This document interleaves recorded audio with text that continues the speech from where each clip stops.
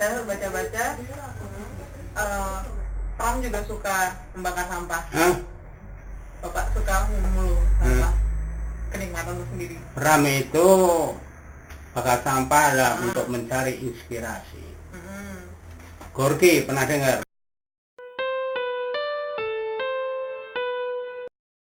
Maxim Gorky. Kalau dia itu, kalau lihat museumnya di Moskow sana itu, senangnya ombak laut. Jadi kalau lihat museumnya naik ke atas itu, itu di pinggirnya itu digambarin ombak laut. Itu kalau Gorky. Kalau saya apa enggak? Saya mulu. Satu kali kan di sini dulu saya hijaukan, saya tanamin mangga sampai 40 pohon. Di depan rumah itu saya masih hidup. Nah, bibitnya beli dari Pasuruan sama Jombang, saya beli. Supaya subur, bawahnya saya kasih sampah. Ya. Nah itu oleh Pram dikiranya sampah dibakar. Jadi kasih tahu mbak istri sama anaknya, "Pih, itu tanaman jangan dibakar." Apa coba Pram? Bakar sampah aja dilarang. Kalau bakar revolusi gimana? Dulu gitu Pram. Dia nggak peduli kalau dia bakar sampah. Dulu di hutan kayu dekat rumah Pram itu kan masih belum ada rumah-rumah ini, dibuang nggak peduli, asap kayak apa nggak peduli. Banyak yang negor, tapi ya cuma negor aja, nggak berani sampai marahin. Padahal itu kompleks kehakiman. Tempat Pram kan kompleks kehakiman, hutan kayu itu. Ya orangnya memang gitu. Dia meninggal salah satu sebabnya yang saya bikin kan, Pram mati karena apa? Dibunuh, terbunuh, bunuh diri. Waktu saya bicara di UGM, kan ketemu sama, udah ngomong sama Max Lane. Max Lane tahu? Tahu. Penerjemah buku Bumi Manusia pertama ke bahasa Inggris ya. Max Lane. Dia tambahi, Pram meninggal yang keempat, sakit. Tidak, saya bilang, cuma 3. Karena Pram meninggal katanya isunya gejala TBC. Zaman sekarang orang kaya mati karena gejala TBC. Beli aja amoksisilin 1000 juga sembuh. Pokoknya Pram mati karena dibunuh, terbunuh, bunuh diri. Itu juga salah satu fungsinya, sebabnya karena bakar sampah. Pram tahun 2003 membetulkan rumah ini. Ini dulu dapur ini. Oleh kakak dikasih anggaran 50 juta. Waktu saya usul saya yang ngerjakan cuma dikasih 15 juta. Dia nggak percaya sama saya. Awas, saya periksa nanti kerjaan. Tahu-tahu dengan 15 juta beres. Nanti ya. Padahal rencananya 50 juta. Nah itu tahun 2003 ya ini. 2006 Pram banjir duit. Miliaran duit. Bangun rumah 3 tingkat ya. Di Bogor sana. Bojonggede, pernah dengar? Nah, di sana rumah 3 tingkat, ada kolam renang, kolam ikan, kebun buah. Nah itu tahun 2006 ke sini mau ke Bali dengan 4 mobil. Semua anaknya dibeliin mobil. Duit banjir. Kemarin dulu 21 anak dan cucunya naik haji. Nah, untuk membetulkan pendapat orang bahwa Pram sebenarnya ada seorang teis sejati, bukan ateis. Di Indonesia ada nggak teis sejati, Mbak? Kalau saya bilang ada, minimum 2,5 juta. Percaya, Mbak? Ateis sejati. Saya punya pendapat gitu. Bisa saya buktikan. Bisa nggak buktikan? Enggak. Gimana Bapak membuktikannya? Bayi lahir kan ateis sejati. Nanti baru jadi teis kalau makin gede.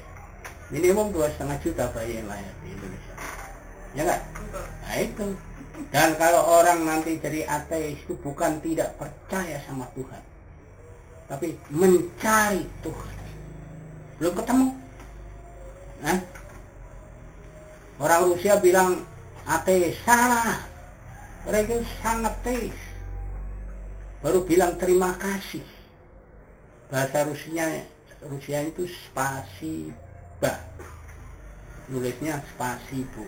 Ini dari dua kata. Spascit dan boh. Spascit itu selamatkan, boh itu Tuhan. Jadi terima kasih, spasiba. Selamatkan saya Tuhan. Apa kayak gitu ateis? Teis. Percaya apa enggak, di Moskow itu berapa gereja? Masjid juga ada banyak. Masa ada gereja tanpa pengikut kan? Nggak mungkin. Nah, itu contohnya. Terus apa tadi mau ditanya? Pertanyaan tadi adalah apa yang menarik sebenarnya dari sampah itu, Pak? Maksudnya ada kesamaan antara Bapak sama Pram? Nah, iya, Pram itu kan satu kali ya, saya sudah gagal ke Bali itu karena dia kan marah, ya, karena Pram itu kepengen damai sama bapaknya. Kuburan bapaknya di situ itu kepengen di keramik oleh Pram. Pram dia kan bentrok sama bapaknya kan. Itu menjelang tua dia ingat sama bapaknya, kepengen ngeramik kuburan bapaknya. Tahun 2003 saya ikut ngantarkan ke kuburan itu. Istrinya bilang, "Pi, kita ke Blora aja, ini sudah jual mas-masan. Entar deh kalau ada rezeki." 2006 rezeki banjir. Pram nagih janji dengan 4 mobil datang sini. Istrinya bilang, "Buat apa kuburan dibetulin, buang-buang duit saja." Marah Pram. Saya nggak jadi istirahat ke Bali, saya mau pulang ke Jakarta. Apesnya pulang Jakarta itu saya yang ngantar. Nah itu dia saya belikan makan paling favorit, nggak mau makan, cuma di Geringsing Semarang ya, minum kopi 1 gelas, itu aja ngasih duit merah. Ini duit banyak ini, saya pikir saya dapat rezeki kan, ya 100.000 ya saya bayari dulu lah, duit yang merah saya kantong. Sampai di Jakarta ditagih, mana itu yang merah? Nah, itu ceritanya. Suatu kali dia itu senangnya kan bakar sampah itu di kebunnya kan luas kan, kebun buahnya itu. Bahkan sampah kecapean, tidur di kebun di bangku. Hujanan, Bogor kan kota hujan. Bangun-bangun semua yang dilihat tuh wungu, warnanya itu wungu, matanya udah tebal. Nah itu terus 30 April meninggal itu. Jadi Pram karena nggak mau makan apapun berarti bunuh diri. Dibunuh istrinya karena istrinya menolak membetulkan kuburan orang tuanya. Terbunuh ketika naik bus Blora Purwodadi dulu jalannya gini, terjatuh dia waktu nganterin ke WC kan, dia kan kena prostat kan, jadi geser, pulang mobil goyang, dia jatuh di koridor bus itu, ketabrak besi tempat duduk belum, itu dinamakan Pram terbunuh. Jadi Pram mati itu dibunuh, terbunuh, apa bunuh diri. Tuh. Yang menolak anggapannya Huxley. Itu ceritanya. Tapi ya itu, salah satu diantaranya tadi itu, bakar sampah, terus kecapean, tidur. Ya gitu Mbak ceritanya. Lagi? Kalau enggak saya nanya nanti. Enggak, masih banyak. Ada kedekatan keluarga tuh dengan sampah ini apa Pak? Kok ya kita sendiri sampah kok. Ya, kita kan sampah masyarakat. Cuma ya di situ saya katakan, barangkali di dunia itu enggak ada mafia menulis kayak keluarganya Pram. Saudara kandung Pram itu sama Pram itu 8. 6 diantaranya penulis. 6 diantaranya penulis. Ada nggak di dunia kayak gitu? 4 diantaranya bertaraf internasional. Pram, Pak Waluiyadi itu penterjemah di Kedutaan Besar Uni Soviet. Berapa buku yang dia terjemahkan? Tingkatnya udah nasional. Pak Pusala itu penterjemah terbaik dunia bahasa Rusia. Saya kuli dunia 4 orang. Penulis juga ya, tapi saya lebih senang jadi kuli internasional daripada penulis. Jadi ada nggak di dunia 4 kayak gitu? Hemingway cuma berapa orang ya, apalagi tuh berapa yang punya teman atau saudara jadi penulis sampai 6 orang. Nggak ada kan di dunia. Mafia pengarang katanya. Gitu. Tapi kita semua sampah. 4 dari 5 laki-laki pernah ditahan. Kalau di total hampir setengah abad. Kalau adik saya dulu nggak lari ke Papua udah mati dia. Dulu. Kayaknya kalau cuma bedanya Pram ditahan, Pak Waluyadi ditahan, Pak Kusala ditahan. Saya yang beda. Saya minta ditahan. Saya kan pulang secara sukarela. Jadi kan minta ditahan. Itu bedanya. Makanya di luar negeri saya disebut pengkhianat, dimusuhi 3 negara. Rusia, Cina, sama Orde Baru, 3 negara.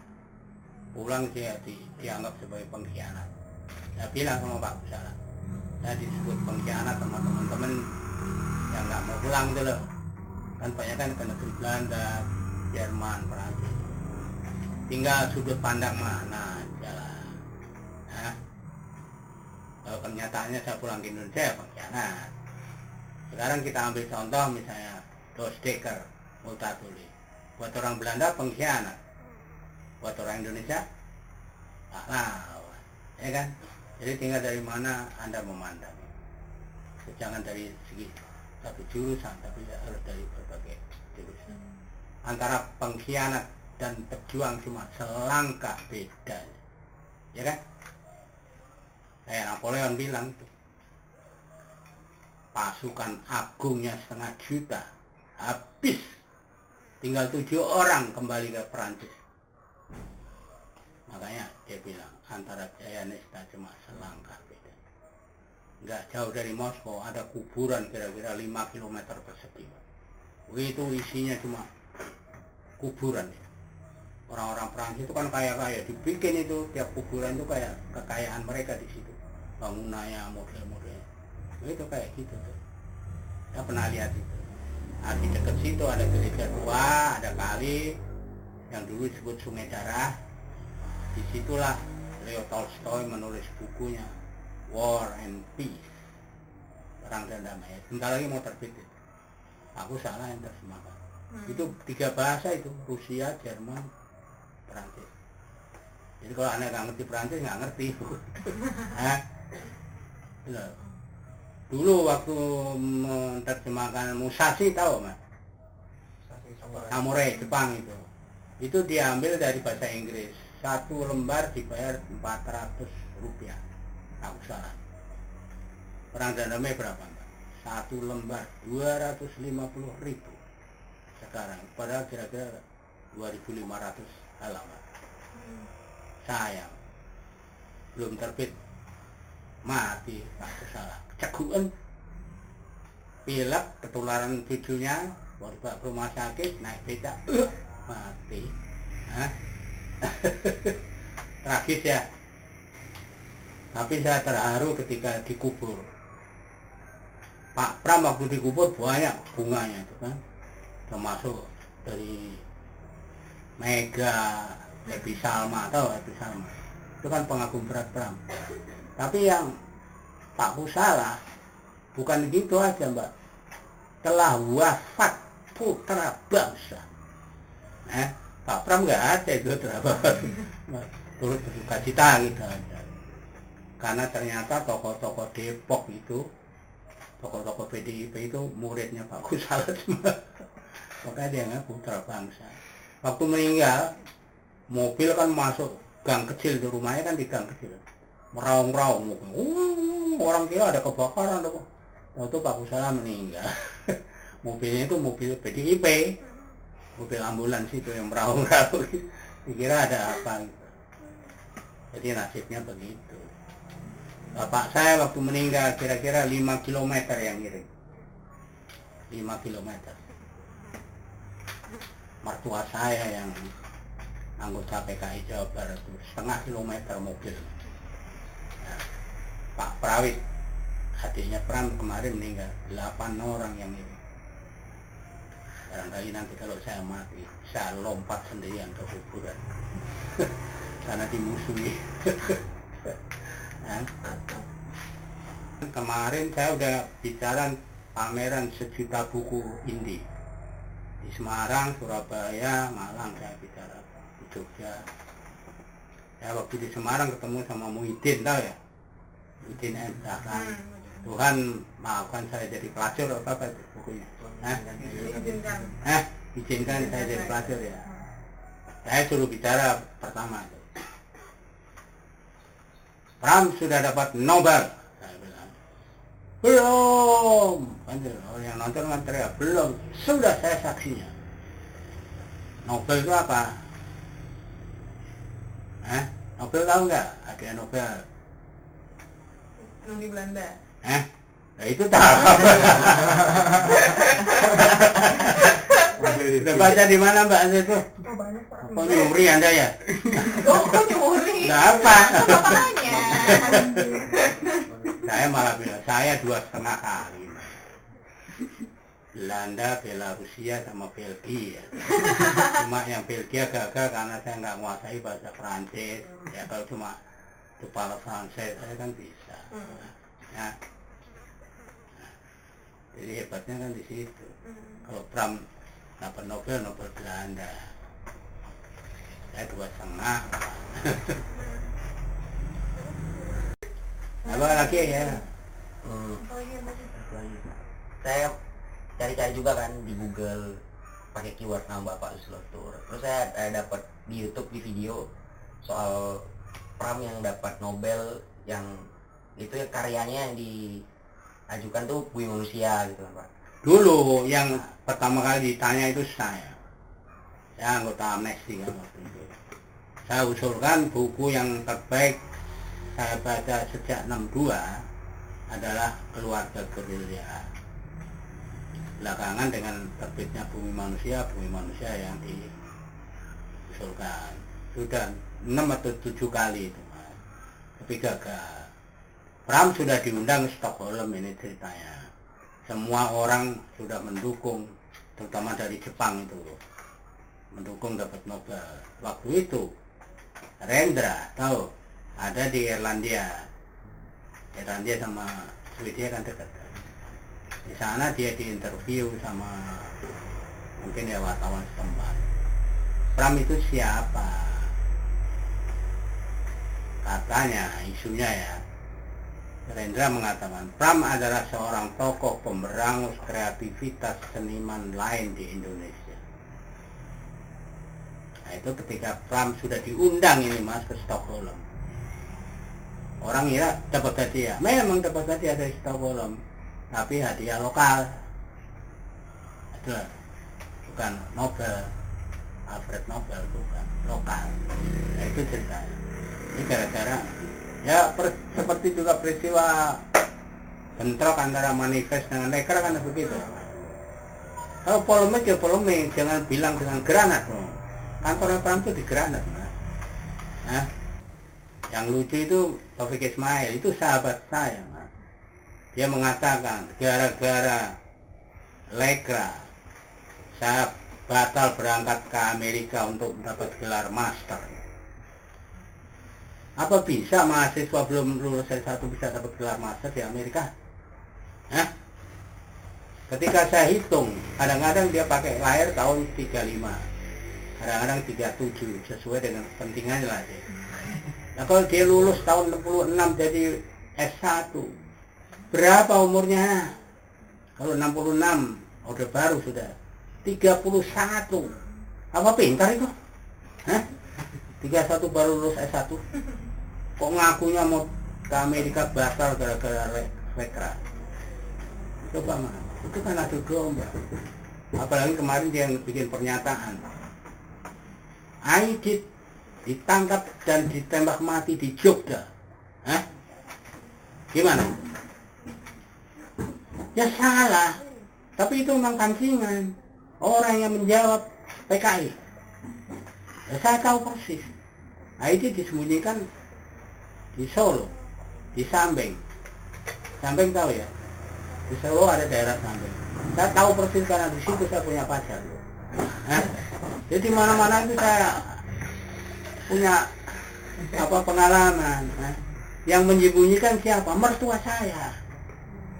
IT disembunyikan di Solo itu lewat wakil komandan militer Solo, Kapten Sugeng. Kapten Sugeng itu adik iparnya mertua saya. Ngerti mas? Enggak. Iya mas.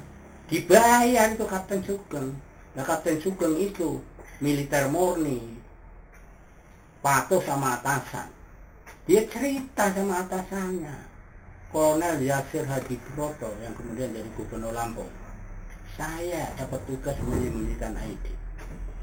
Peristiwa 65 tangkap itu ID.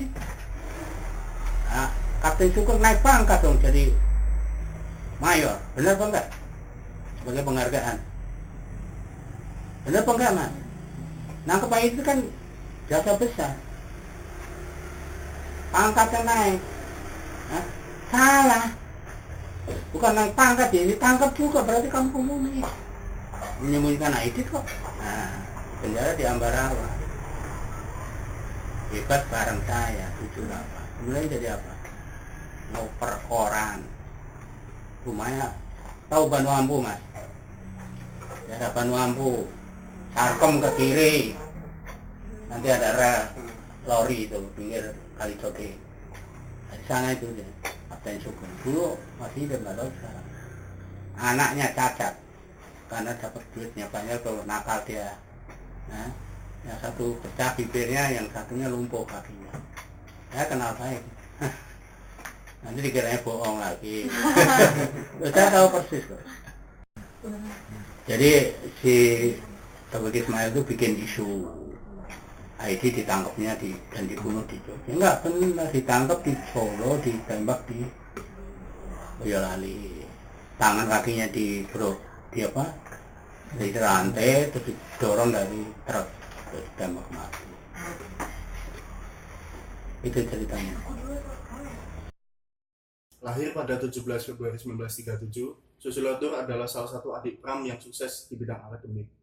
Ia meraih gelar S2 di Fakultas Ekonomi dan Politik Universitas Patrice Lumumba, kemudian menyabet gelar doktor dari Institut Perekonomian Rakyat Plekhanov dalam bidang ekonomi dan politik.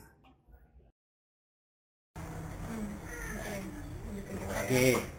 Mungkin bisa diceritain kan keputusan Martaba 2006.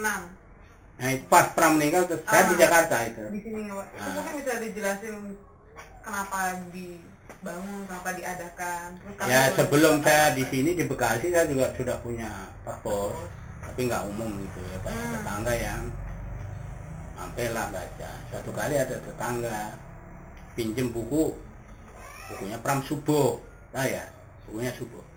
Dia bilang, loh, emang Pram itu teis ya, bukunya Subo emang dia sembahyang. Loh, emang kenapa? Kan judul buku kan boleh aja. Saya dengar Pram nyuri buku dari museum ya. Kan dituduh nyuri buku dari museum gajah kan. Nggak mau saya dikembalikan bukunya, kan jadi pinjam. Nah itu yang banyak baca itu teman-teman mahasiswa. Saya kan duda 22 tahun. Rumah itu buayaan, yang masak, yang tidur di rumah itu sambil baca buku. Waktu itu buku saya baru 500. Kita bawa ke Blora gitu. Jadi kemudian kan banyak, ada yang bantu, ada yang beli kan. Sekarang ya kira-kira 7-8 ribu di sini depan. Bukunya Pram busuk dalam lemari. Terus buku-buku terbitan Pataba yang cadangannya di sana. Sekarang ya kira-kira ada kan 20 ribu sama buku yang dijual. Kan di sini perpus liar, ya, buat dia dari Pemda Blora. Waktu itu mau dapat hadiah 200 juta, bukan untuk perpus, tapi untuk membantu anak-anak yang putus sekolah supaya punya keahlian. Semua syarat sudah ada. Itu misalnya buka rekening, bikin proposal, semua udah lengkap, tinggal satu syaratnya rekomendasi di Dinas Blora. kasih. Karena apa? Minta 20%, 40 juta jadi. Siapa yang suruh kopi? Di perpus ini menyandang keunggulan perpus liar. Lihat aja bukunya berantakan, nggak ada katalog. Orang lihat buku karo, saya nggak tegur, silakan aja. Berarti banyak pengunjung. Ya. Kalau anda pengen baca di sini nyari lama kan, berantakan. Lalu kita sediakan minum. Kalau nanti sampai siang ada di sini saya ajak makan. Walaupun mungkin cuma dengan daun pepaya. Nggak mau menyiapkan saya apa adanya. Ya. Bisa makan. Kalau dari Jogja, malas saya mau pulang Jogja. Nginep boleh. Ada di dunia perpus kayak gitu.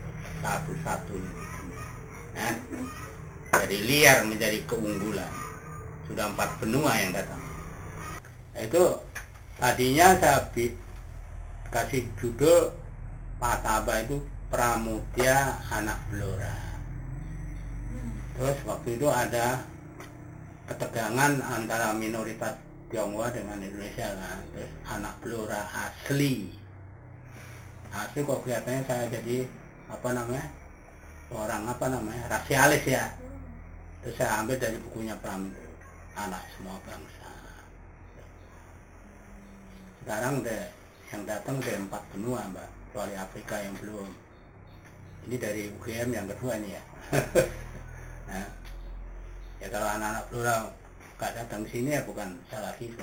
Yang jelas ini sudah 12 tahun. Dulu kita maunya itu untuk anak-anak RT sini. Sampai sekarang 1 pun belum ada baca buku. Ya, budaya baca Indonesia memang begitu. Kemarin ada penelitian dari Massachusetts State University ya. 62 negara diikutkan. Hebat Indonesia, nomor 2 dari bawah. Nah, ceritanya gitu. Nah ini oleh Dirjen Kebudayaan Hilmar Farid mau dijadikan kota sastra nanti September ini. Katanya mau diperbaiki dengan dana 5 miliar, tapi baru katanya. Berarti dana pemerintah? Pemerintah bukan daerah tapi pusat. Iya pusat. Nah itu bagian kebudayaan dan olahraga. Masa orang luar yang mengangkat Pram Bumi Manusia, ayo kita doain. Mereka mau bikin sandiwara Bumi Manusia.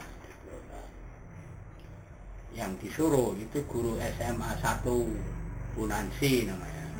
Kemarin datang sini. Pak, saya takut ini disuruh jadi itu. Ya nggak, kenapa? Hidup harus berani, Bu. Saya bilang.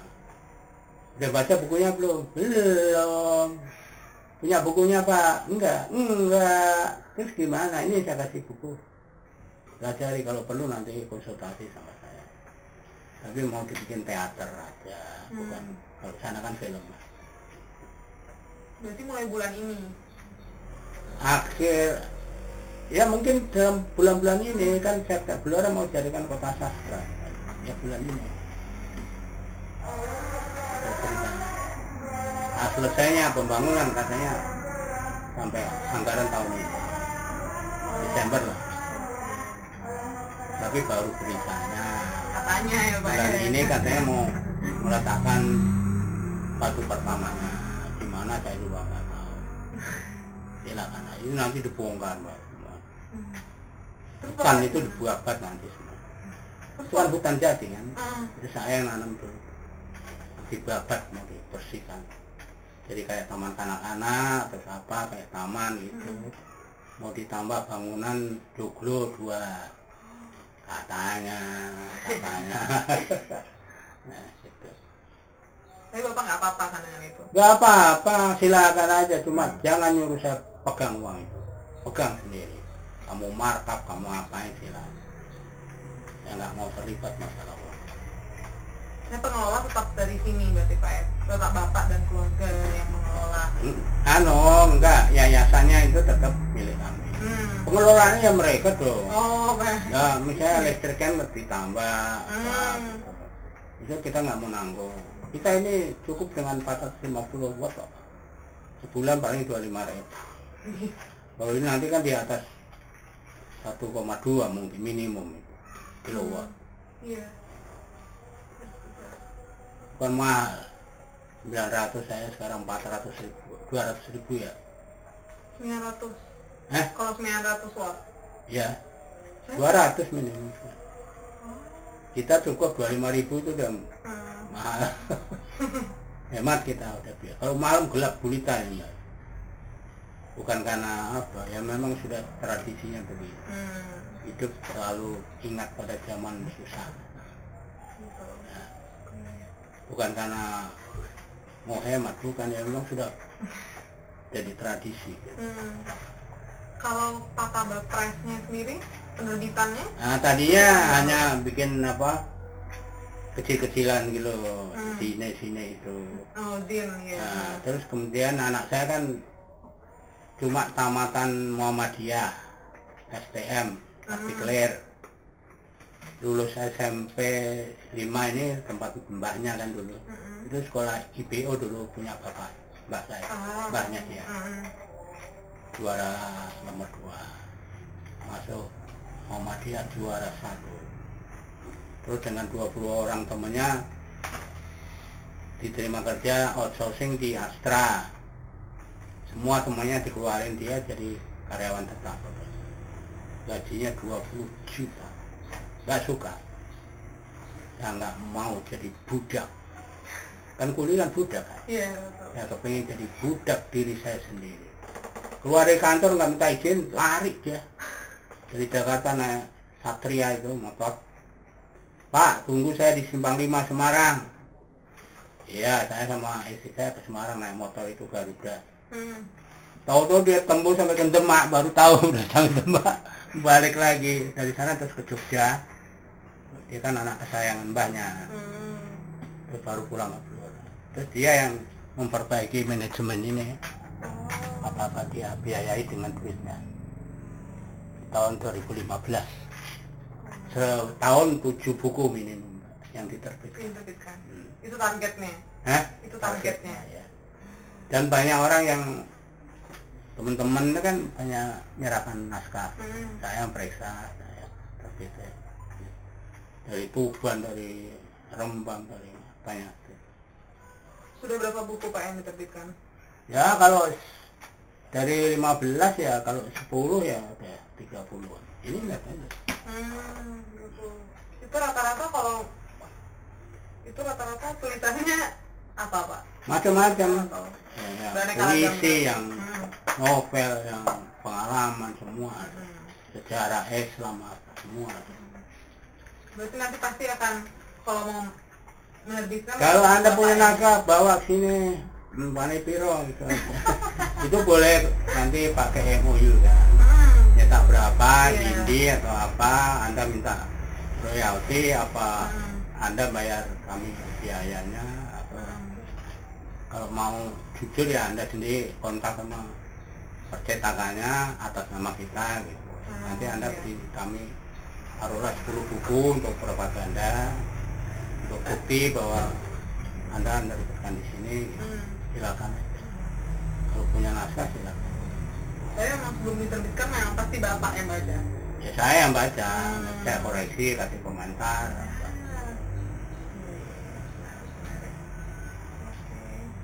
Saya tanya lagi ya, mengenai naskah-naskah kan banyak naskah-naskahnya yang Bilang, terbit lagi, Pak. Nah.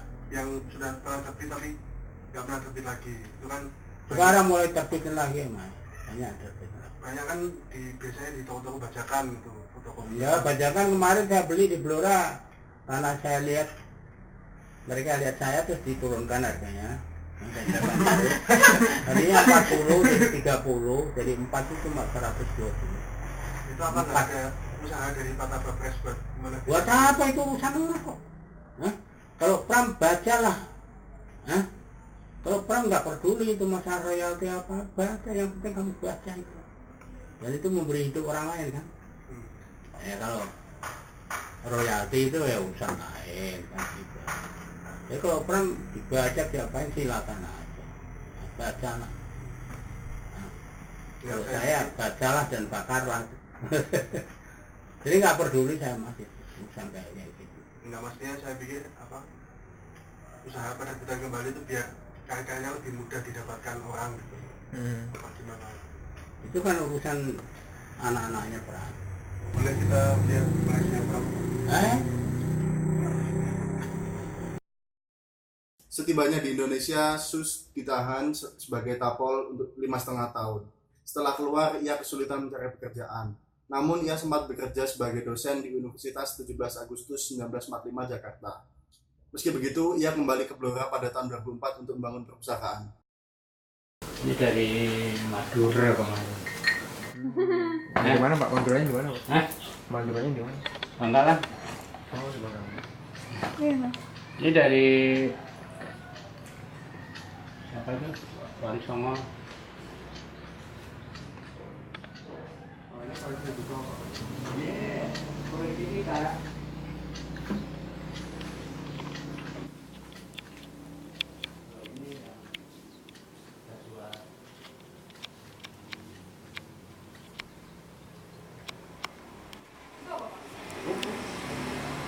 tak buku itu aja 3 juta, peraknya aja 3 juta. Ini masuk ke jantangan ini buku-buku ini. Saya kan belajarnya di sini. Ini kemarin hadiah dari orang Betawi, Ghazali. Pernah dengar nggak penulis Ghazali? Pecah kacanya, dikirim pecah. Baru datang kemarin. Ya, itulah.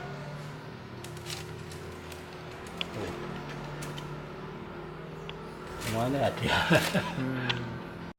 Kayak gini, kayak apa ini? Ganteng Pak. Tintin. Nggak tahu lah, orang ngasih. Ini zaman muda saya ini. Oh, ini Bapak. Ganteng Pak. Nah, ini lambang saya, KGB. Ini siapa ini? Halo, siapa? Bayang. Iya, Wayang. Bapak. Gareng. KGB, Kang Gareng Bloro. KGB. Ini adik saya. Ini Pak Kusala. Ini wartawan Kompas yang menghina saya. Tapi tetap dipajang ya Pak fotonya. Ya buat kenang-kenang. Pak Ini ibu Kusala. saya. Bapak wajahnya lebih mirip ibu atau bapaknya? Mirip diri saya sendiri. Oh iya, siap. Ini yang paling ganteng ini sudah tua nih. Lihat ya. Ini siapa yang ngasih ya? Itu jenggot seperti itu meniru siapa Pak? Hah? Inspirasi dari siapa Pak? Model jenggot yang masih seperti itu. Bukan karena inspirasi. Oh, bukan inspirasi. Cewek itu seleranya beda-beda. Oke. Ini cewek Malaysia itu senangnya yang kayak gini. Menyesuaikan jadi Pak ya? Ya iya. Anda kayak apa Mbak? Saya suka. Belum. Udah Pak. Udah, waduh Iya, Pak. pengalaman. Cerita kita Mbak, ceritain. Nggak mau. Nggak mau.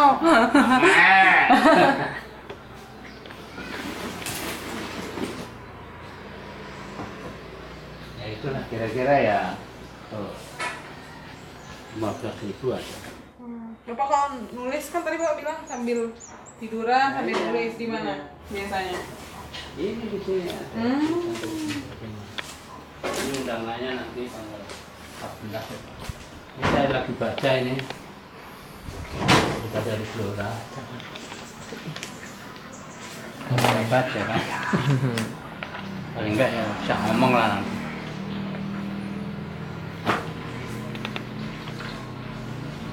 Lagi segen ya ini biarin aja, tumpuk aja.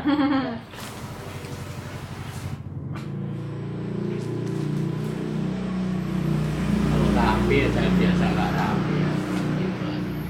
Ya serah aja menilai orang ya.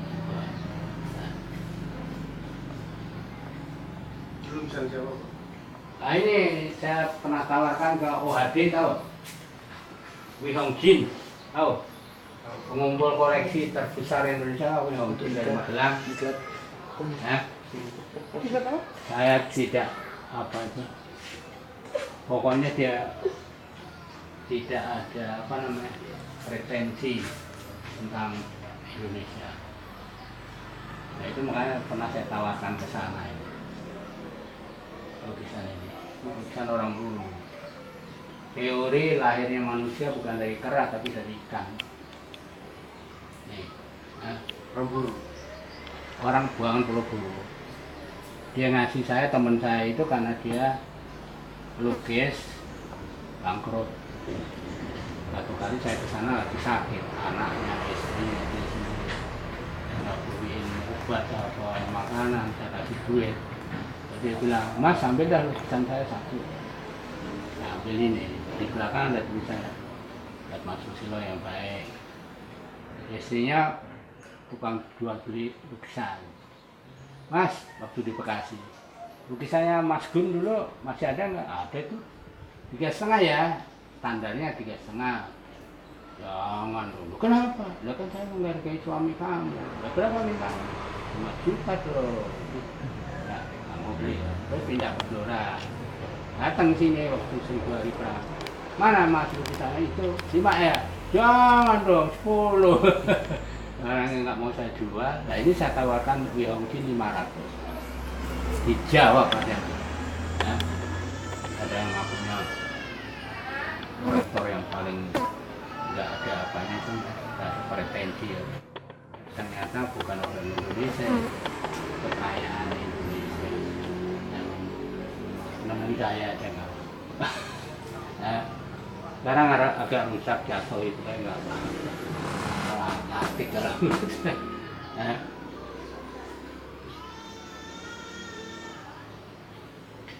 jadi kalau total ada kalau 15.000 itu buku anak saya itu raknya ada 3 juta isinya buku semua di kamar depan ada pokoknya ada lah. Ya beginilah cara hidupnya seorang ini.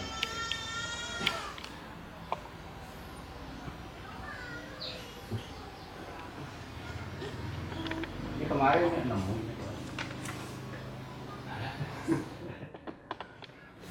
sama kuncinya nggak tahu kunci ini buang. Yang antik-antik ya nemuin. Kalau sih tadi lupa tukar ya. Mau Bapak. Tambahnya udah ya.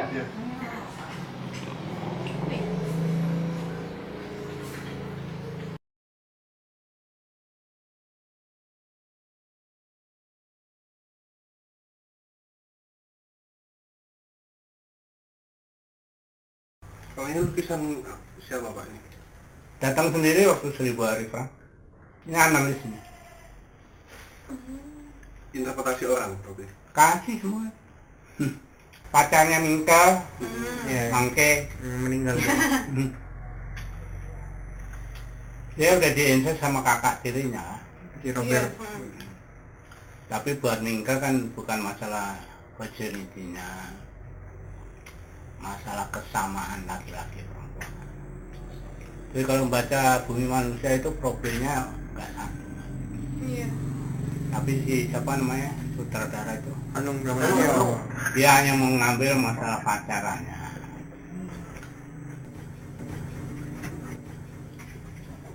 Orang nanya sama saya gimana, saya bilang Bramantio pemberani. Kenapa bukan orang lain? Soal bagus atau jelek itu nanti dulu lah. Film kan juga kayak baca buku kan. Ada yang muji, ada yang romantis. Gitu. Ya kan. Tapi beliau dapat sempat kesini nggak Pak? Kayak soal Bapak? Nggak. Oh. Berani. Nggak ada kaitannya. Pram bilang, saya belum pernah menerima tawaran untuk difilmkan karena belum menemukan secantik apa analis. Jadi fiksi. Iya. Ditawar Amerika $400.000. Saya kepingin dibuat oleh bangsa saya sendiri.